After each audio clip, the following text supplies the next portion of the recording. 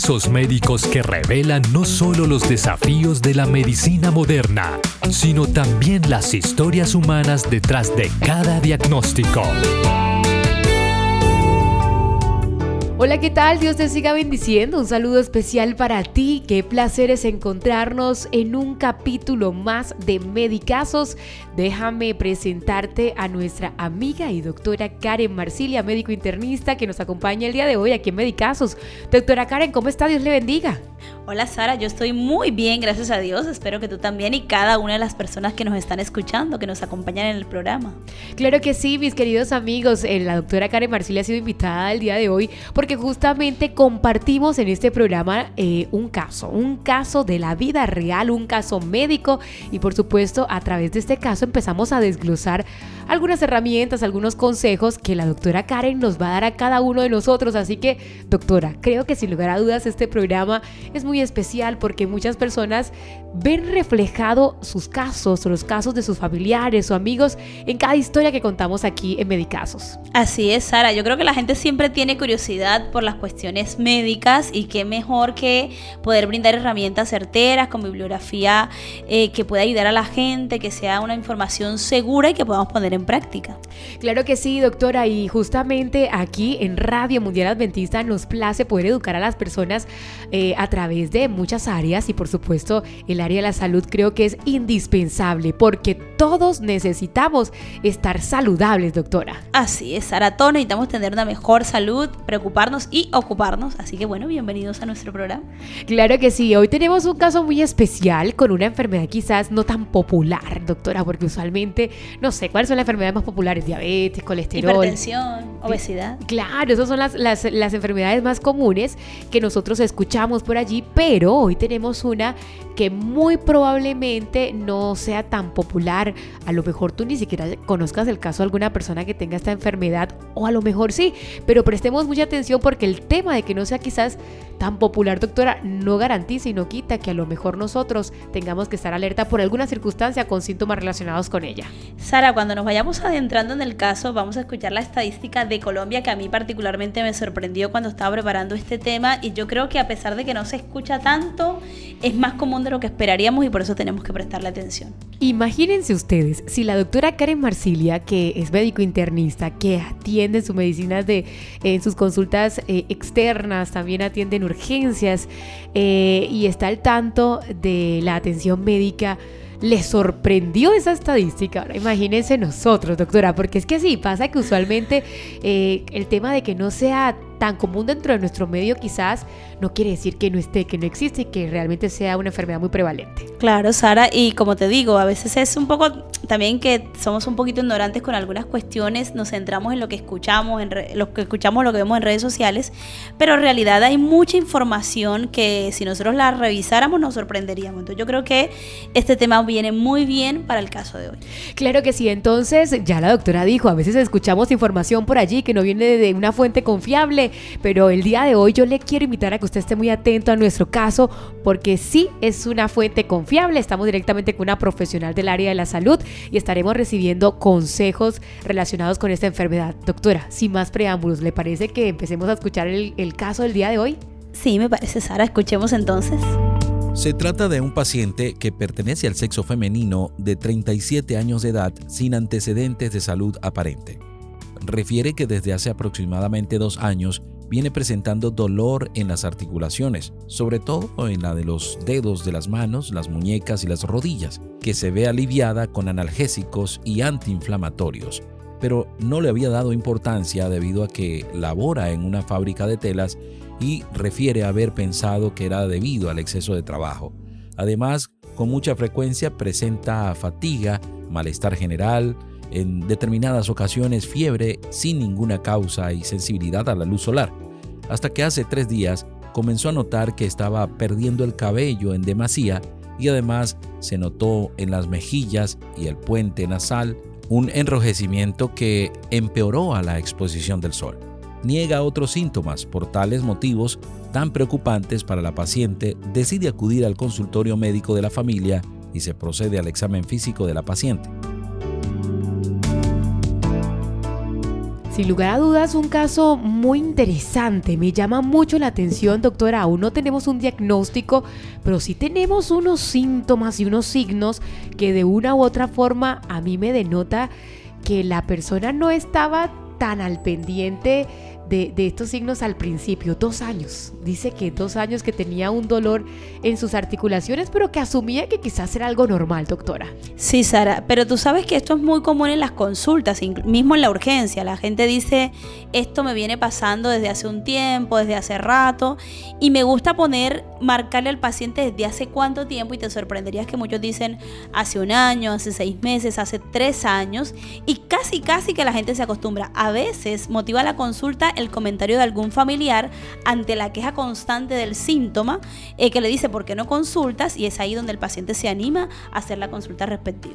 Me llama mucho la atención que en muchas circunstancias tenemos trabajos que exceden nuestra capacidad y muy probablemente nosotros estamos asumiendo que esto puede ser por el exceso de trabajo, y bueno, de hecho podría llegar a ser así, pero si nuestro cuerpo de una u otra forma está lanzando una alarma y es, o un llamado de auxilio de una u otra forma, yo que no soy doctora, ¿no? Considero que tenemos que prestarle atención, pero bajo un punto de vista médico, doctora, usted denos la ilustración, ¿por qué un síntoma constante y más de tanto tiempo, como lo menciona nuestra historia, es importante prestarle atención?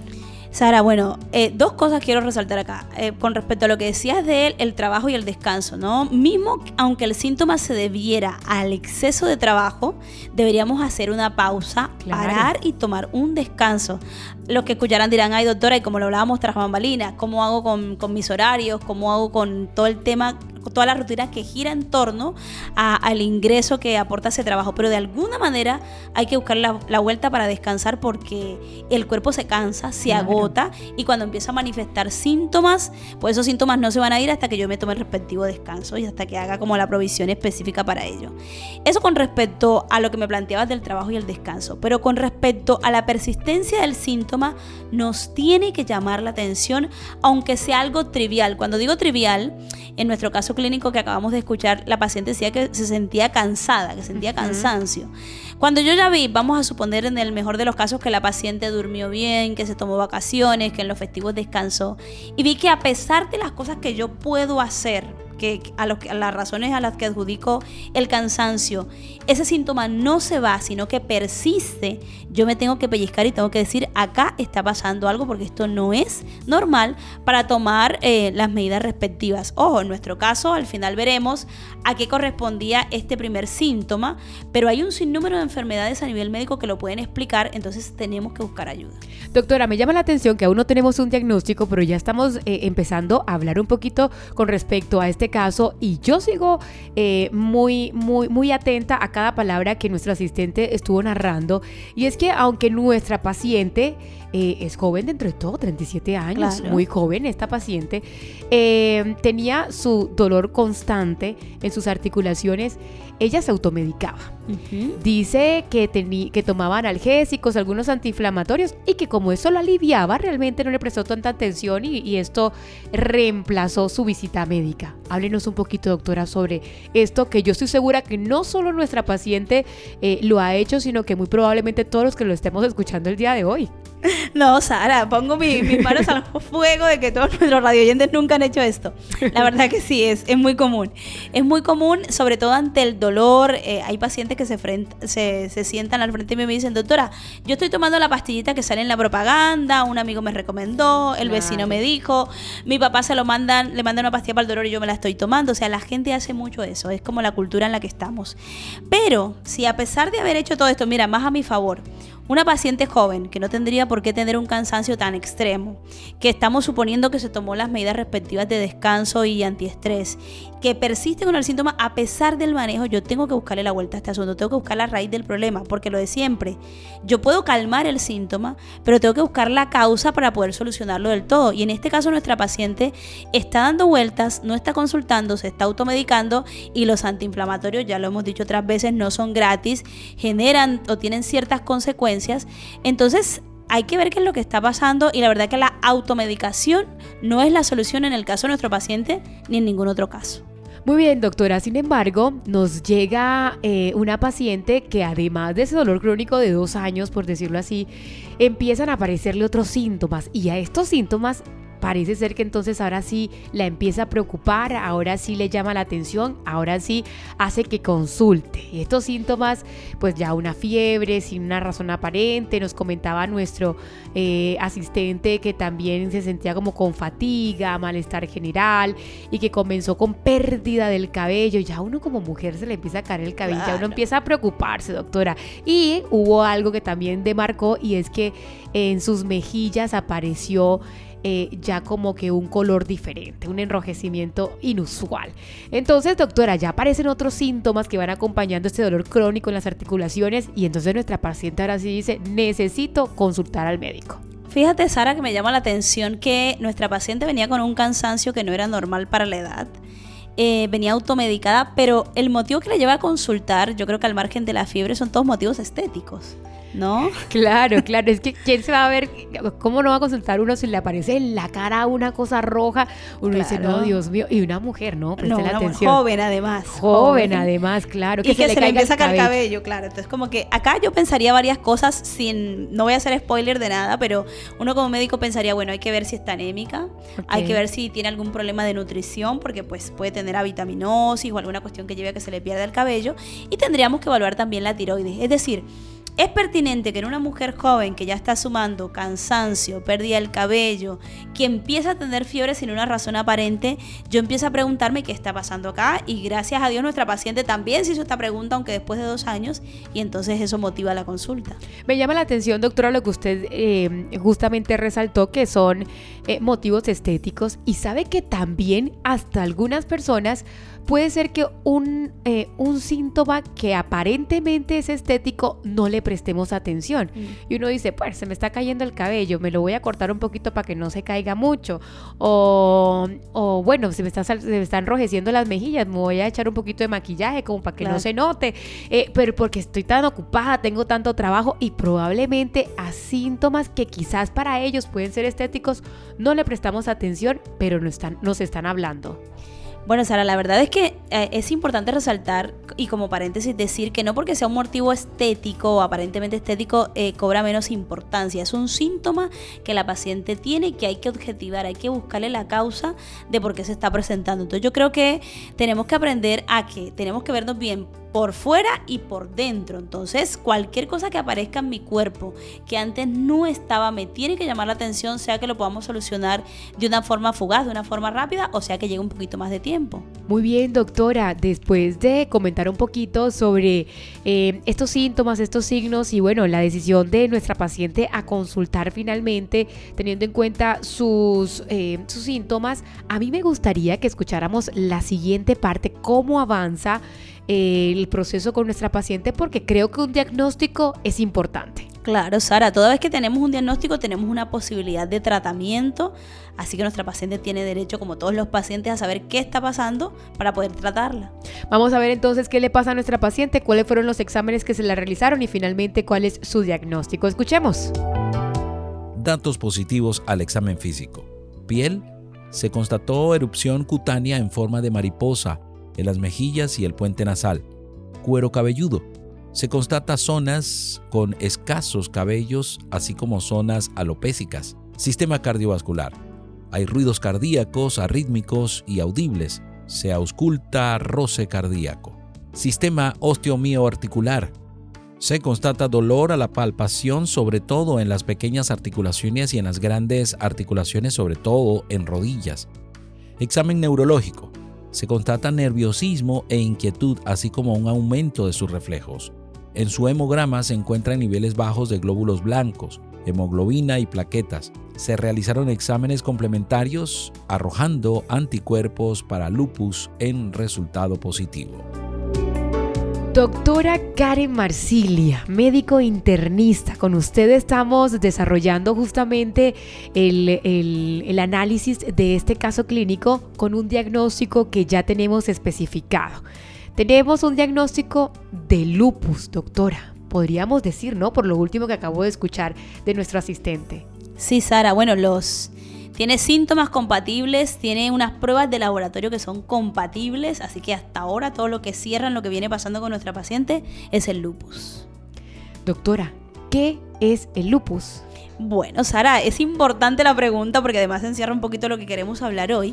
La palabra tiene un origen latín y significa literalmente lobo. ¿Y por qué usan esta palabra para describir esta enfermedad?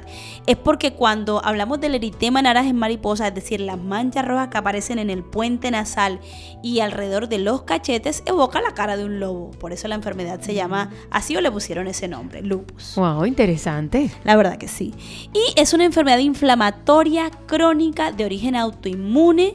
Esto quiere decir que el mismo cuerpo tiende a atacarse a sí mismo y produce inflamación de varias partes. Hablamos de inflamación a nivel cerebral, a nivel cardiovascular, pulmonar, renal, lo que hace que el paciente pueda tener un sinnúmero de manifestaciones y por eso a veces esta enfermedad se convierte en un desafío diagnóstico. Doctora, a propósito de lupus, hablábamos al principio que usted tiene estadísticas que le habían sorprendido. Así que ya que tenemos el diagnóstico de nuestra paciente, que ya sabemos que todos estos síntomas y todos esos signos que estaban alrededor de nuestra paciente ya tiene un diagnóstico, es lupus, háblenos un poquito sobre la prevalencia de esta enfermedad en nuestra sociedad, por lo menos aquí en Colombia, y de qué manera impacta a nuestra población. Bueno, Sara, hay que decir que ataca sobre todo, la presentación más común de la enfermedad es a partir de los 20 años hasta los 40 años, pero puede tener una presentación tanto en la adolescencia o la juventud temprana y también en las personas adultas mayores de 40 años. En Colombia, el Instituto Nacional de Salud para el 2022 decía que hay una prevalencia de 90,000 personas con lupus, que es un número bastante alto, siendo 5 millones afectados a nivel mundial. Y hay que decir que dentro de nuestro país, el departamento más afectado, ¿cuál crees que es, Sara? No sé, doctora. ¿Bolívar? Podría ser, pero no. Es Antioquia. Ah, interesante. El departamento de Antioquia, después le sigue el departamento de Caldas con el mayor número de presentación de casos. Entonces, ya sabemos que no es una enfermedad tan oculta, tan escondida, no son ni 2 ni 3 casos, son 90,000 casos en todo el país. Bastantes. Y tenemos departamentos con mayor prevalencia. Pregunto, doctora, ¿a qué se debe que tengamos más prevalencia en Antioquia? ¿Será que allá diagnostican más este caso porque a lo mejor, no sé, la ciencia médica de pronto puede ahondar mucho más en síntomas como estos que pueden llegar a estar desapercibidos en otras partes del país, o que de pronto hay algunas condiciones específicas de la geografía de este lugar que puede llegar a indicar de pronto esta enfermedad o un factor de riesgo en ese lugar? Bueno, Sara, mira, la verdad que yo me diría más como por lo primero. Había antes un eslogan que decía que Antioquia la más educada, ¿no? Okay. Y hay una cultura a nivel paisa de una consulta de pronto temprana, precoz, de pronto el acceso al sistema de salud es mucho más fácil, podría ser por ese lado, porque en realidad a nivel de las causas del lupus o del origen, tenemos que decir que no tenemos, todavía no hemos descubierto qué es lo que lo origina. Pueden haber factores genéticos, puede haber la exposición solar también pueden tener que ver con cuestiones hormonales, porque de hecho el lupus es más prevalente en mujeres. Entonces, realmente todavía se está investigando para saber cuáles son esos factores de riesgo o esas cuestiones a nivel de la persona que pueden llevar a la presentación de la enfermedad.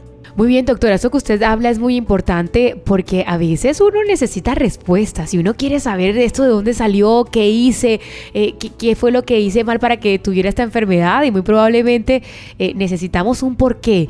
Sin embargo, aunque a lo mejor no está determinado, sí podríamos llegar a detectar algunos factores de riesgo. Cuéntenos un poquito si existen algunos factores de riesgo que podrían estar implicados con esta enfermedad. Bueno, Sara, mira, sabemos que tiene mucho que ver con los factores ambientales, las exposiciones virales, los rayos ultravioleta, la luz solar, es decir que por ahí capaz que estar demasiado expuesto, ya sea por una cuestión de trabajo, una cuestión geográfica, puede tener que ver. También algunos tipos de medicamentos, hay alteraciones hormonales y tendencias genéticas. Y en mi familia hay personas que tienen enfermedades autoinmunes como la artritis reumatoidea como el lupus, pues yo estoy en la línea de mayor factor de riesgo. Ahora, cuando hablamos de los síntomas, ya habíamos dicho que son muchos los síntomas que se pueden presentar en esta enfermedad. Hablamos de síntomas generales como los que presentaba nuestro paciente, el cansancio, las ganas de no hacer nada, la fiebre sin razón aparente, los dolores articulares. Hay pacientes que pueden tener presentaciones mucho más raras. Hay algo que se llama la psicosis lúpica o la alteración cerebrovascular a nivel del lupus, que debutan con un trastorno mental. Hay pacientes que pueden debutar con derrames a nivel pleural, a nivel pericárdico, a nivel abdominal. Entonces, digamos que es una amplia gama de síntomas que se pueden presentar, por eso hay que estar atentos para hacer las consultas pertinentes, pero como decía también al principio, es un desafío no solo para el paciente, sino también para el equipo de salud que los atiende poder llegar a un diagnóstico oportuno. Doctora, el lupus tiene, me imagino que tiene un tratamiento, pero ¿ese tratamiento puede llegar a eliminar la enfermedad, erradicarla, o es algo con lo que el paciente debe convivir? No, Sara, es una enfermedad con la que el paciente tiene que aprender a convivir, pero hablamos de algo que se llama exacerbaciones y remisiones, es decir, con un tratamiento bien llevado, bien controlado, cumpliendo los controles con el reumatólogo y su médico internista, el paciente puede hacer una vida totalmente normal y seguramente se van a minimizar o van a ser menores los tiempos en los que va a tener brotes de la enfermedad, lo que va a tener muchos síntomas. Entonces hay pacientes que hacen una vida totalmente normal, algunos dicen, no, yo me curé, pero en realidad es que están en ese periodo de remisión, porque además no todos los lupus son severos, son graves. De alguna manera hay pacientes que solo tienen manifestaciones articulares, hay pacientes que solo tienen manifestaciones intestinales, hay pacientes que solo tienen manifestaciones cutáneas. Por ahí el paciente que más de alguna manera lo sufre es aquel paciente que tiene un compromiso más sistémico porque tiene más involucrados algunos otros órganos. ¿El lupus podría llegar a ser fulminante, doctora, que usted diga, bueno, alguien murió por lupus? Sara, lo que pasa es como una enfermedad inflamatoria crónica y el tratamiento a veces puede dejar al paciente en un estado de inmunosupresión, es decir, de que su sistema inmune está muy vulnerable, muy frágil, las defensas pueden bajar. Estos pacientes son presas de muchas infecciones y eso puede ponerlos en la línea en la que se pueden enfermar mucho más fácil y pueden de alguna manera, la mortalidad es mucho más alta que en la población general. Doctora, entonces, si nosotros recapitulamos un poquito el caso de nuestro paciente, nos damos cuenta que nuestro paciente esperó 2 años para consultar. Ella sentía dolores articulares, pero realmente no le prestaba mucha atención a esto, se automedicaba, dejaba pasar los síntomas, pues sentía alivio cuando tomaba esta medicación, hasta que ya fueron apareciendo síntomas un poquito más severos y un poquito más constantes, y eso le llamó la atención y fue. Ahora yo pregunto, ¿el tratamiento puede marcar la diferencia entre más temprano se descubra o da lo mismo si lo descubrió al año o a los 3 años? Háblenme un poquito sobre la importancia del diagnóstico oportuno. No, Sara, la verdad que el diagnóstico oportuno va a ser una diferencia fundamental en este tipo de pacientes porque además decíamos que son pacientes jóvenes, están en la flor de la vida, son pacientes que seguramente tienen mucha actividad en su rutina diaria, así que hacer un diagnóstico oportuno marcará un antes y un después, no solo para frenar de alguna manera que avance de alguna manera un poco más rápido dependiendo del órgano que esté afectado, sino que el paciente se va a poder sentir mucho mejor. Imagínate, nuestra paciente vivía cansada, se le está cayendo el pelo, empieza a tener manchas en la cara y que podamos controlar todos esos síntomas, la paciente se va a sentir bien consigo misma, va a poder seguir enfrentando su rutina y va a ser de alguna manera más adherente al tratamiento, porque también pasa en esta enfermedad y muchas otras. En la medida que el paciente ve que con el tratamiento tiene resultados, va a seguir haciendo el tratamiento, pero en la medida que siente que empezó el tratamiento y no ve muchos cambios, va a ser mucho más fácil que lo abandone. Entonces la idea es, entre más temprano sea el tratamiento, pues mucho mejor para el paciente en su calidad de vida, vamos a poder evitar complicaciones un poco más nefastas a futuro y eso va a asegurar que el paciente se sienta mucho mejor y que en su entorno también pueda funcionar mucho mejor. Mis queridos amigos, yo me imagino que esto que nos está diciendo la doctora Karen son consejos muy valiosos para nosotros y referente a esto, a la atención oportuna, un diagnóstico oportuno. Asumo, doctora, que no se refiere solamente al lupus, creo que en cualquier otra enfermedad. Así es. Sara, tenemos que aprender a ser educados en cuanto a salud, ¿no? Aprender a reconocer qué cosas no son normales en mi propio cuerpo y poder detectarlas a tiempo para hacer una consulta oportuna y de tal manera que se me pueda dar un tratamiento oportuno. A veces incluso cuando hay diagnósticos que no son los que uno espera, ¿no? Siempre ante un diagnóstico de alguna enfermedad infectocontagiosa como el SIDA, alguna enfermedad maligna como el cáncer, nos sentimos como abatidos, no nos gustan ese tipo de diagnósticos, yo creo que a nadie en general, pero yo creo que en la medida que nosotros podamos asimilarlo en forma temprana va a ser mucho más fácil tratarlo, ¿no? Si podemos usar la palabra fácil. Y además usted va a poder tener una red de apoyo distinta en la fase temprana de la enfermedad. A veces pasa mucho que la familia nos dice no le diga nada porque se va a poner peor. Yo creo que el paciente tiene todo el derecho a saber lo que le está pasando y poder tener mecanismos de afrontamiento para poder superar, ya sea que sea un diagnóstico que no es del todo agradable, que es un poco más fatal, y un diagnóstico que, como en las enfermedades crónicas no transmisibles, el paciente tiene que aprender a vivir con la enfermedad. Muy bien, estamos en este momento comentando un caso clínico con un diagnóstico de lupus, aquí en compañía de la doctora Karen Marsilia, médico internista. Y doctora, tenemos la tercera parte de nuestro caso, la conclusión, un tratamiento, cómo salió nuestra paciente, qué tan efectiva fue y cuáles fueron esas recomendaciones médicas que recibió. ¿Estamos listos para escucharlo entonces? Yo estoy súper lista y espero que nuestros radioyentes también. Bueno, muy bien, escuchemos entonces la tercera parte de nuestro caso, cómo va concluyendo esta historia tan interesante que traemos para ustedes el día de hoy. Por todo lo descrito anteriormente, los datos positivos al examen físico y los resultados de los exámenes de laboratorio, se le diagnostica a la paciente lupus eritematoso sistémico, que en esos momentos se encuentra activo.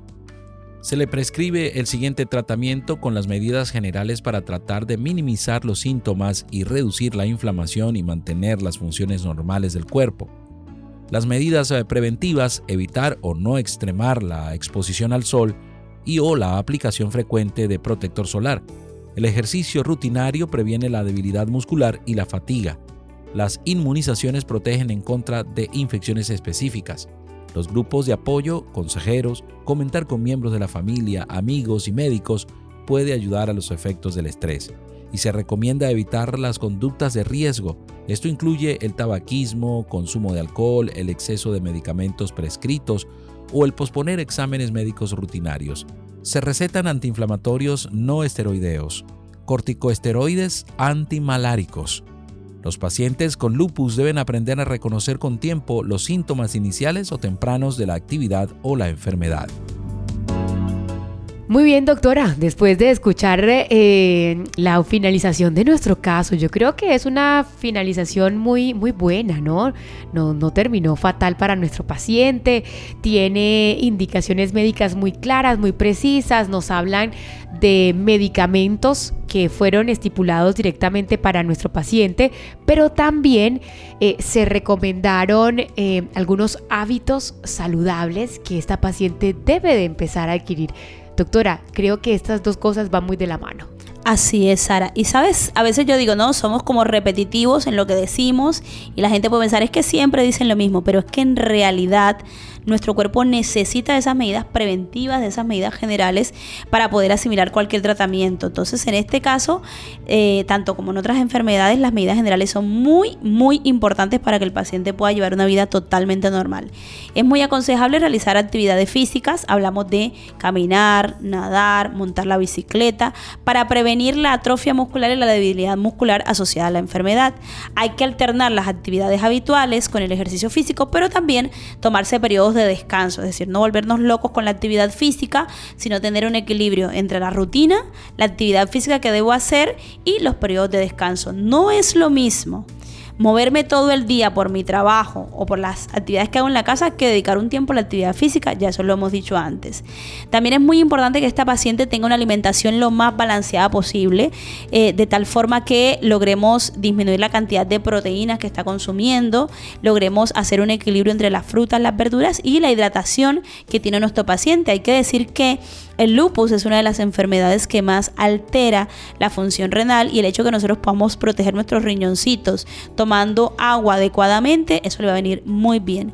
Y después tenemos finalmente, Sara, el tratamiento farmacológico del lupus. Dependiendo de la presentación y los síntomas, que por ahí excede un poco a nuestro programa, así el médico decide con qué iniciar. Tenemos una amplia gama de fármacos antiinflamatorios, corticoides y antipalúdicos que, de acuerdo al paciente, su presentación y los síntomas que tiene, el médico definirá qué dosis, en qué momento, cuáles tendrán que ser casi que de por vida y cuáles se pueden ir suspendiendo en la medida que los síntomas se vayan controlando. Sabe, doctora, que mientras que yo escuchaba a nuestra asistente decir la parte del tratamiento, y ahora que usted va desglosando y explicándonos poco a poco, yo creo que lo podría dividir en 3 y usted me deja saber si se me escapó alguna. A ver si aprendiste la lección. Vamos a ver, yo estoy aquí muy atenta porque, bueno, espero que nunca me pase lo del lupus, pero yo creo que esto es importante en cualquier tratamiento médico. Y el punto número 1 es, cambiar nuestro estilo de vida, ¿no? Así alimentación balanceada, ejercicio. Y creo que el primer gran grupo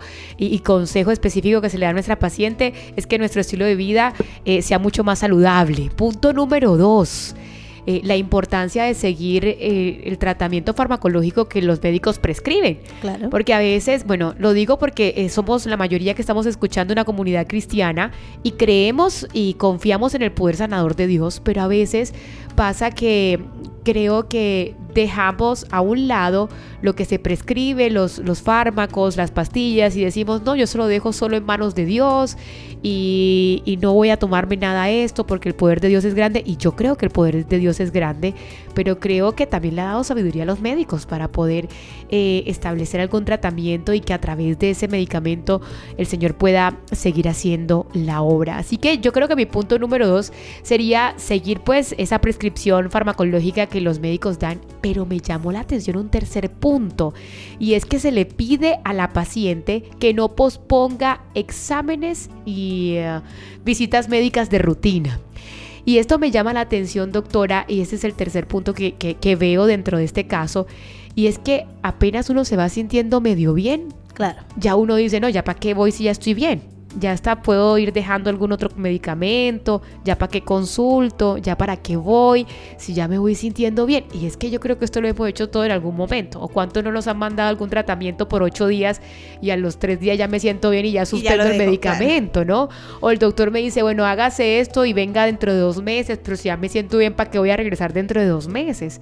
Entonces creo que este tercer punto me gustaría resaltarlo, porque es que cuando nosotros recibimos un diagnóstico, además de recibir lo que el médico nos ha dicho a cada uno de nosotros, necesitamos ir a ver cómo sigue el proceso. Claro, Sara, sobre todo cuando hablamos de enfermedades crónicas, ¿no? Enfermedades crónicas que no son letales, que no son malignas, que son benignas, que son controlables, pero que necesitan un seguimiento en el tiempo. Yo no puedo perder ese seguimiento, y lastimosamente en la consulta nosotros vemos muchos pacientes con enfermedades autoinmunes como el lupus que abandonaron su tratamiento, abandonaron su seguimiento, y cuando vuelven, Sara, vuelven edematizados, vuelven con mayor caída del cabello, vuelven con mayor dolor.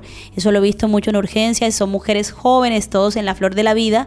Así que la idea es que nosotros podamos asimilar que tenemos un diagnóstico, que tenemos que convivir con ese diagnóstico, y que esto se convierta más en nuestro amigo para poder controlar mucho mejor la enfermedad. Algo importante de todo lo que dijiste, que está perfecto, a ver, tienes un 10 ahí. Oh, wow, voy aprendiendo, doctora. Algo muy importante es la red de apoyo en estos pacientes. Okay. Sí, hay algunas mujeres que pueden llegar a desarrollar depresión, que pueden entrar en una negación para la aceptación de la enfermedad, ni qué decir en los hombres. Entonces se busca que siempre tengamos una red de apoyo, y yo creo que, como tú lo mencionabas, nosotros, que la mayoría que están escuchando somos cristianos, es importante apoyar a las personas que tienen este tipo de enfermedades, no juzgándolas, no poniéndolas contra la pared ni nada, sino siendo más bien como ese oído que escucha, que contiene, que acompaña, y ni qué decir de la familia directa que los rodea, porque lo van a necesitar. Es una enfermedad que llegó para quedarse y que tenemos que hacernos más amigos de ella para poder controlarla. Muy bien, doctora. Yo creo que, teniendo en cuenta todas estas recomendaciones, siguiendo al pie de la letra y analizando con lupa este caso que se ha traído para nuestro programa el día de hoy, creo que hemos aprendido bastante. Y antes de ya ir finalizando nuestro programa, no sé si tiene algo más que decirle a nuestros oyentes, algo para ir concluyendo. Bueno, primero que estaba pensando a medida que desarrollábamos el programa que no nos vayamos a volver locos. Ahora estoy cansado, tengo lupus. No. Tampoco nos vamos a autodiagnosticar. Exactamente. Eso es algo ni importante. Nos vamos a volver hipocondríacos ni nada. Son síntomas inespecíficos, solo que ante la persistencia y ante ciertas otras cuestiones que acompañan, podría llegar a ser. Está dentro de los diagnósticos diferenciales. Es una enfermedad que quisimos exponer hoy en nuestra mesa de trabajo, en nuestro programa, para que la conozcan, para que si tienen algún familiar, alguien o ustedes mismos que tienen lupus, sepan que no es el fin de la vida, que es una enfermedad crónica, que se puede tratar, que se puede controlar. Conozco casos de pacientes que llevan una vida totalmente normal también. Así que nada, quisimos traerlo por eso, porque creemos que es importante conocerla y hacernos amigos de ella. Y como con cualquier otra enfermedad crónica, saber, Sara, que siempre existe esperanza, ¿no? Amén. Yo creo que allí finalmente nuestro Dios es muy poderoso para contenernos, para sostenernos y, ¿por qué no?, para curarnos en la medida de que Él así lo disponga de acuerdo a su voluntad. No es el fin.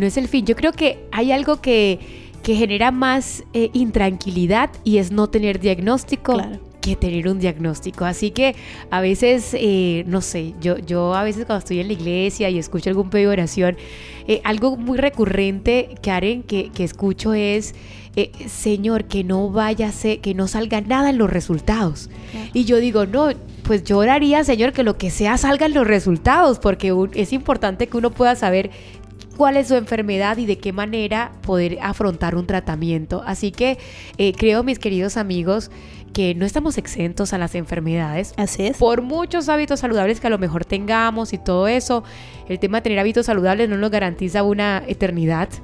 La eternidad nos la garantiza nada más Cristo Jesús cuando Amén. Lleguemos al cielo, y eso creo que lo anhelamos todos.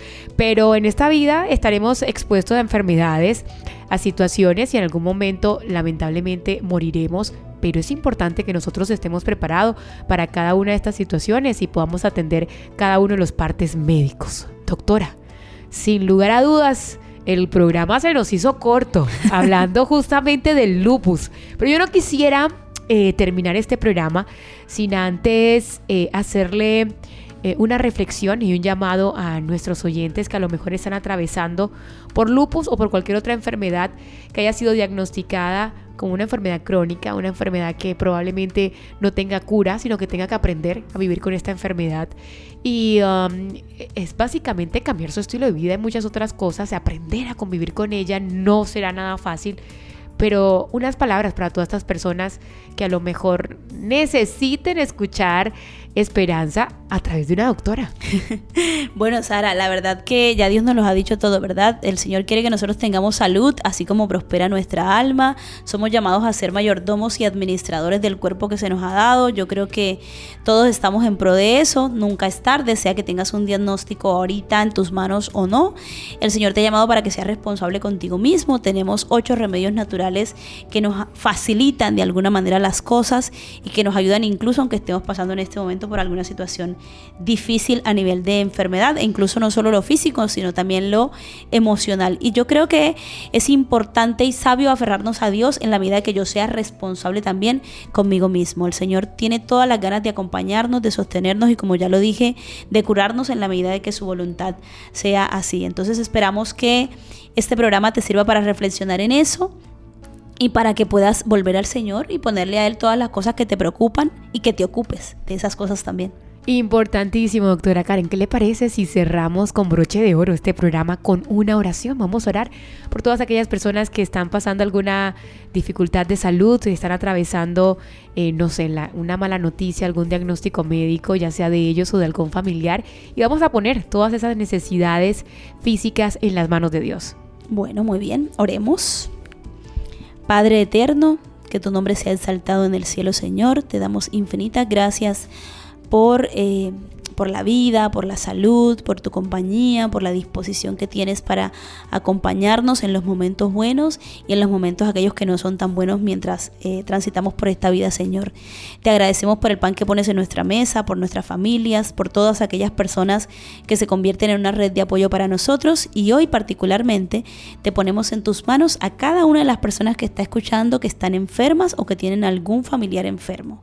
Tú conoces mejor que cada uno de nosotros sus diagnósticos, diagnósticos, sus tratamientos. Te pedimos que nos ayudes a ser responsables con nuestra salud, que pongas en nuestro cuerpo vitalidad, que nos ayudes a desempeñarnos bien en nuestra rutina, que permitas que nuestra familia también pueda gozar de salud, Señor, que podamos crecer espiritualmente y que podamos avanzar de tu mano. Perdona nuestras faltas, guíanos, Señor, en el camino, muéstranos, dale sabiduría al personal de salud que pueda estarnos atendiendo. Y si algún oyente tiene alguna petición especial en este momento, que está escuchando este programa y quiere decirte algo, que tú puedas escuchar, Señor, y sanarlo de acuerdo a tu voluntad. Bendice a todo el equipo de AWR y gracias, Señor, por estar con nosotros en este programa. Oramos en el nombre de Jesús. Amén.